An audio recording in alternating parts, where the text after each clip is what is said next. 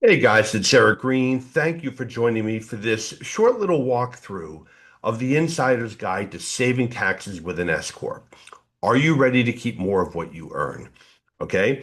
I'm glad you're here. This is a very old planning technique. It has been around forever. All right. And it's what the wealthy and those smart business owners use to save just a ton of taxes. So, a little bit about me. I am Eric Green. I am a recovering accountant. I've been a tax attorney for 26 years. I am one of the managing partners of a boutique firm here in Connecticut, Green and Sklarz. We're about 21 or 22 people. The focus of my practice is civil and criminal taxpayer representation. All right. So I have represented business owners through audits, resolving back balances, criminal investigations, you name it. I'm a past columnist for the Journal of Practice and Procedure. I am a contributing columnist for Bloomberg Tax. I'm a past chair of the Connecticut Bar Association's Executive Tax Committee and a fellow of the American College of Tax Counsel, and I am the founder of Tax Rep Network. So not only do I do a lot of time writing and speaking on this, but I also practice it every day.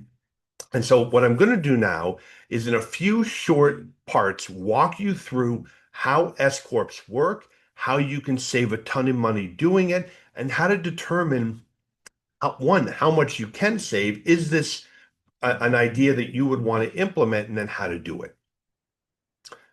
So, first, let's cover the basics, okay? Now, there are a number of different legal entities that a person can do business through. They could set up a corporation. This is all done generally through the state. So you'd set up a corporation. You could set up a limited liability company. You could just form a partnership with another person. There's no filing that needs to be done, anything. You and another person just agree you're partners. You have a partnership. Or you could just be a sole proprietor. Not really my recommendation, honestly. I think just an LLC is too cheap and too simple. I would just set up an LLC for no other reason than just liability reasons. But you could still operate just as a sole proprietor. Now, on the tax side, these entities can often choose how they're taxed. So if you have a corporation formed under state law, the general default is that you are a subchapter C corporation, which are like the publicly held corporations. It earns money, it pays a corporate level tax, and then if it distributes money to its shareholders, they come out as dividends. That C corporation could elect to be a subchapter S corporation, which is now a flow through entity. So you don't have this two level of tax, the tax at the corporate level and then the dividend at the individual level. Everything simply flows through to the individual.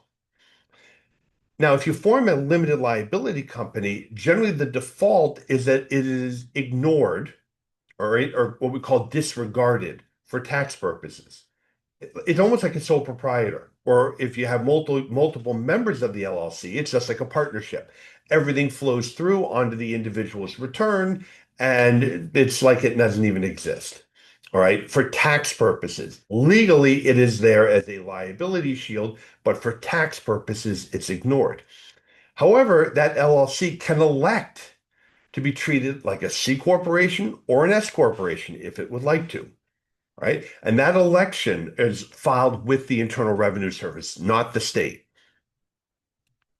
So, what is the impact of choosing one entity versus the other? Well, with LLCs, right, or sole proprietorships or partnerships, they're disregarded or ignored for tax purposes. So everything flows to the individual, and the individual generally will pay federal income tax on their earnings, but they are also subject to self-employment tax, or what is referred to as FICA, both sides of it. Okay, the SE tax, as we call it. We'll get into that on the next slide. And if you're in a state like where I am, I'm in Connecticut, we have a state income tax. So that income that I earned from the company is going to be subject to federal income tax and state income tax. Most people know that. What catches new entrepreneurs, business owners, freelancers often, by surprise is all of a sudden there's this other line for SE tax. And honestly, it's almost as much as the income tax. And people are like, what the heck is that?